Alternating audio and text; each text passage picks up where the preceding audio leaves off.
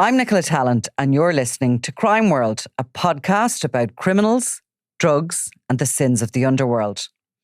We're Ireland's top podcast for 2025, and now we've got a new website. So if you want to learn more about crime and criminals, if you want stories, extras, and podcast subscriber specials, go to www.crimeworld.com. So some of Nathan McDonnell's debts will be paid off since the sale of his stunning home, actually, in Tralee. This is the Kerry businessman who's convicted of importing crystal meth in what was one of the country's largest seizures of the illegal drug. I mean, beyond the country's largest, was it the only? Well, there have been other seizures, but I mean, this was little. This was 32 million. I mean, It was certainly the largest seizure, no doubt about that. And Nathan McDonnell was the owner of Ballyseedy Garden Centre, who would admit in court to his role in that enterprise, which was that he held a machine in the garden centre which had contained the components of the crystal meth. He had also arranged for the transport of the machine to a company in Australia, and had sought to find a company to sort of accept import of it. Yeah, he'd been involved not just in the storing, but in the actual the trafficking of the drugs, basically. So that's partly why he received such a long sentence. Of course, the backstory of it is one of those things that we've talked about many times that seems almost unbelievable. Although, of course, it has proven to be the case in that this little garden centre, quite a big garden centre in Seneca, and a beautiful part of Kerry, had a very clear and definite link to the Sinaloa cartel in Mexico, the most notorious drugs cartel in the world. And the trial of James Lean, who is, the state would say, is the kind of the main player in this enterprise, which was, of course, to bring the crystal meth into Ireland, to store it here for a period of time before it was then transported onwards to Australia. Because if you try and export from Mexico straight into Australia, it's kind of a red flag, because the Australian drug-taking population like their crystal meth, and a lot of it is coming from Mexico, whereas from Ireland you have a green flag situation in that most of the goods are thought to be illegal. So it was a clever alleged conspiracy, and James Lean's trial, which was due to start last year, is probably going to happen later this year. We were told at the opening day that his defence hadn't had a chance to go through all the documents that there were. The evidence is largely based on phone evidence, and it'll be interesting when it does get going. But nonetheless, Nathan McDonnell pleaded guilty, went into prison just before his sentencing, got beaten up in prison in Portlaoise Jail. He had appeared with a broken jaw, which was wired up on the day that he was handed down those 12 years in prison. And his life has fallen apart. There was a time that neighbours and people that knew the couple would have gazed on that stunning family home as being a sort of an extension of their perfectness. But in actual fact, it was far different, really. Far different things were happening. Yeah, I mean, in the relationship and behind the closed doors. 100%. And it is a stunning looking home, and people can see it on crimeworld.com, but it's described as a 4-bed mansion in Ballyroe in Tralee, and it went on sale at an asking price of 750,000. Now the footage of it is 3,800 square feet, basically, which you've written is almost 3 times that of an average home. So I presume your maths is an average correct. Home is about sort of 1,200 to 1,400 square foot. A 3-bed semi-D average home in an urban environment, because a lot of people living in a rural environment obviously live in far greater sizes, but I should really say it's 3 times the size of an average 3-bed semi-D. Yeah, and it's obviously also on landscape grounds. It's whitewashed, really, really lovely. And of course, Nathan McDonnell was one of them people, sort of a relatively young man who certainly seemed to be one of the main aims of his life, to project this image of being a extremely successful, go-getting sort of businessman who'd shot ahead of his contemporaries. But I suppose the trial showed how that was all built on a castle of sand, and underneath it all, he'd managed to amass huge amounts of debts through his business, that the money he owed was out of control, and that this is how he became involved in this plot, this international, transnational plot to smuggle crystal meth into Australia, because he needed the money basically. Well, he needed the money. He was going under in debt. He owed a lot of money to the tax man. But the money he was going to be paid for his role in the plot was only more than likely going to go to lifestyle. It wasn't going to take a chip off the debts that he had. It was 100,000 or a little bit more that he was due to be paid. And I think there was between 1 and 2 million in debt to the revenue alone. There was over 60 people employed in the businesses, and the receivers have gone in and obviously tried to secure those jobs and sell up what they can. Now, in the High Court last December, Justice Brian Cregan granted Revenue an order appointing receiver to over 50% of the net proceeds of the sale of the house. So that's the half owned by Nathan McDonnell. So the other half is owned by his wife, Jackie. And that application was made on an ex parte basis, meaning only Revenue is represented. So there's other debtors there, I presume, that can come seeking their, what they're owed. So the court was told at the time that Revenue had written to Mr. McDonnell and his wife seeking an undertaking to hold on to 50% of the net proceeds in the house following the discharge of the debt to the registered charge holder on the property, which is Cara Credit Union Limited in Tralee. What that means is by the first people that are discharged are those that hold the mortgage on it. So whatever the mortgage is will have to be paid off. And then whatever's left, 50% has to be held on for Revenue. And the other 50% seems to be of the net proceeds or the net profits? Well, I suppose the net profits after. Yeah, would imagine. After the mortgage is paid off, maybe. So that will be owned by his wife, Jackie, who has been in the news herself. Yeah, she was in the news, obviously, because she was arrested in connection with a sort of driving offence. She hasn't appeared before the courts in connection with that.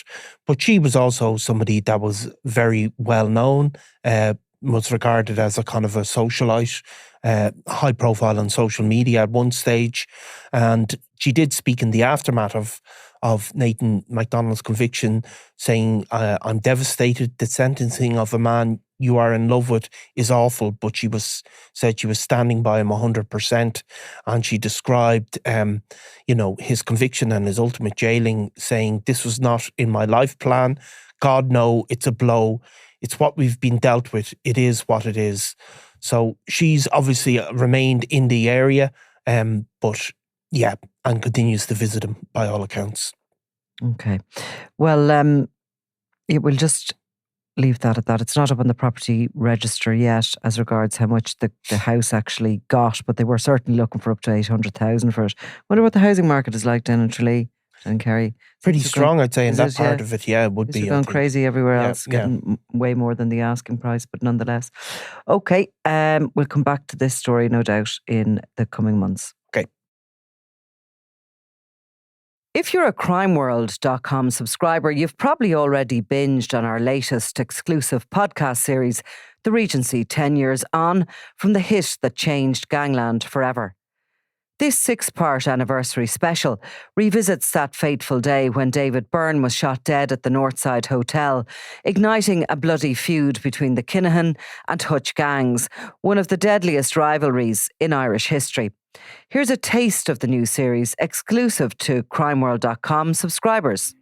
So that Friday was one of those really quiet days. I mean, we all knew that Daniel Kinahan was in Dublin for the Clash of the Clans boxing weigh in. At least we knew he was due into Dublin the next day. That Clash of the Clans bout match had been heavily advertised. But the day itself there was just little going on.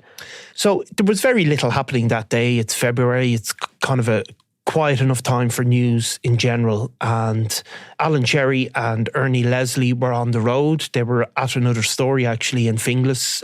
What was that, do you remember? Well, it was one of these classic sort of district court stories where a guy had, I think some teenagers had thrown stones at his car and he got out and slapped the teenager. Always great kind of human stories, because some people feel sorry for the teenagers and some people don't. And so Alan had been out there, but the guy had moved on. He called out to his house to see if he wanted to talk. He'd moved on, he wasn't there. And we discussed going to the Regency earlier. And I said, look, just go along and see what happens. Divert there. We obviously weren't expecting anything. And obviously that point of Alan being there would be the subject of conspiracy, but we'll get into that at a later point. For sure. So it was a case really that day of, one thing hadn't worked out, so go to the next. But also there was definitely a general sense of, if we could be there, just in case. Yes, and as you said, to see who was standing beside the Kinahans and who wasn't from that bigger organised crime group. So Alan and Ernie went out.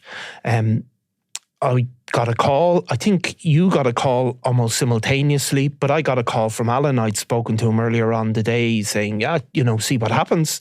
And he phoned me up and said, there's after being a shooting and I think we've got a picture. And I actually went, yeah, very funny. But of course, he stopped me and said, no, I'm serious. We're after, there's some guys come out with a gun, there's shots fired, and there's total and utter chaos. And, our first thought is, get yourself safe. I have to admit, my second thought was, I hope they did get good pictures.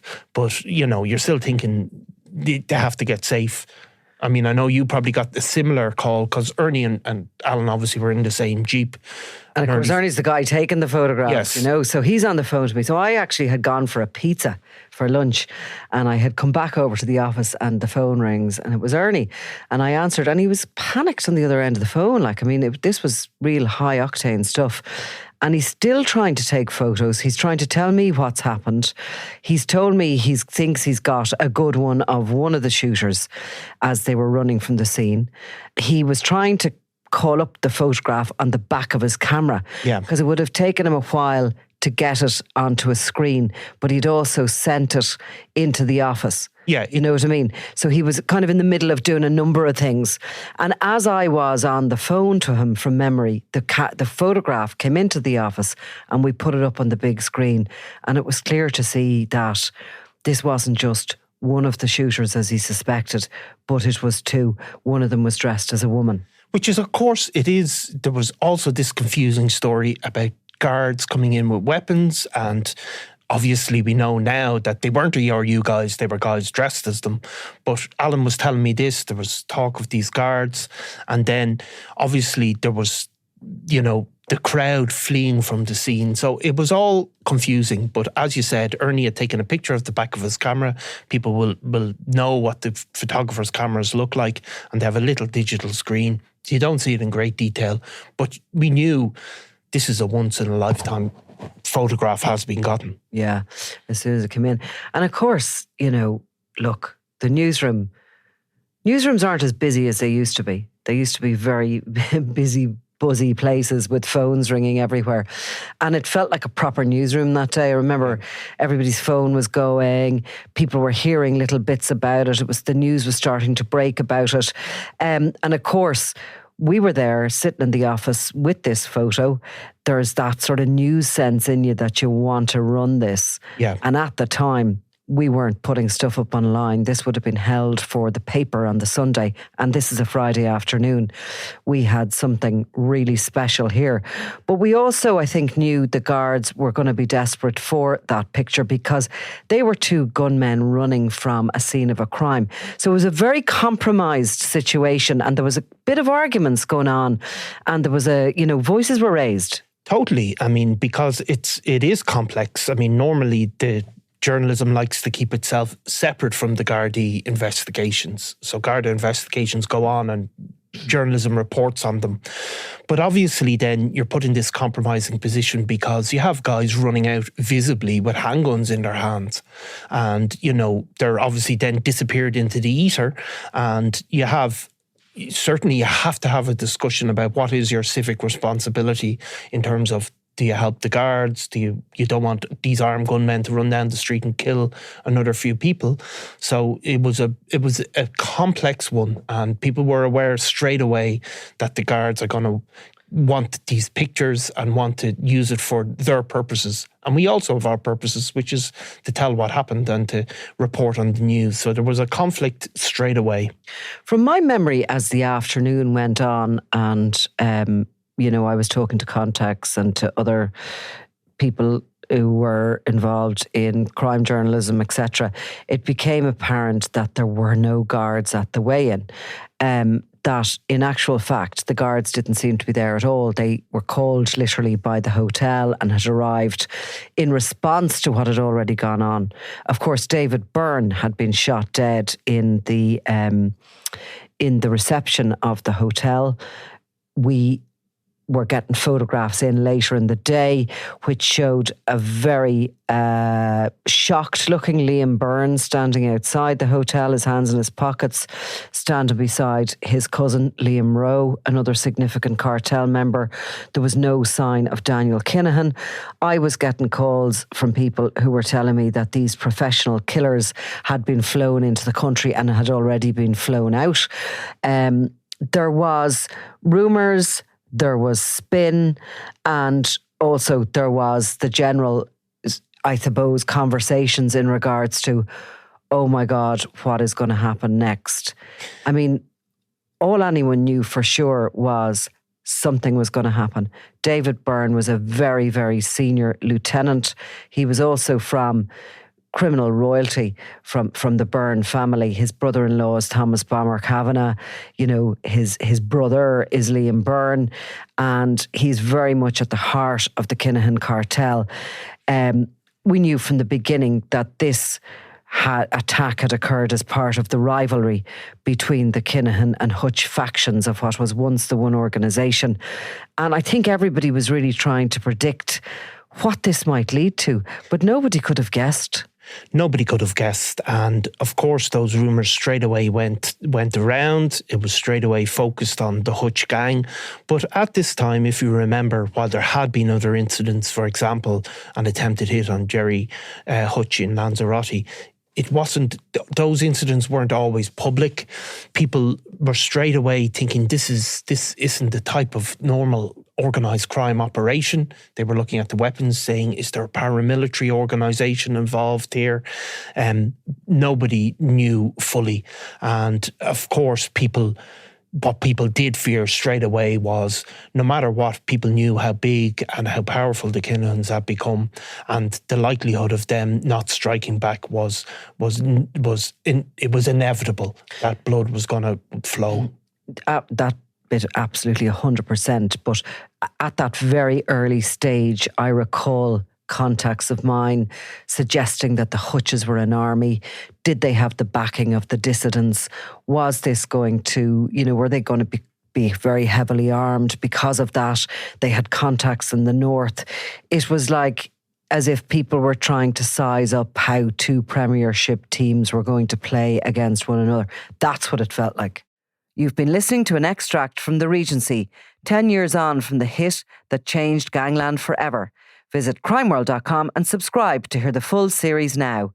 And you'll also get exclusive access to our other podcast deep dives on the Dapper Don, Christy Kinahan, Thomas Bomber Kavanagh, and more.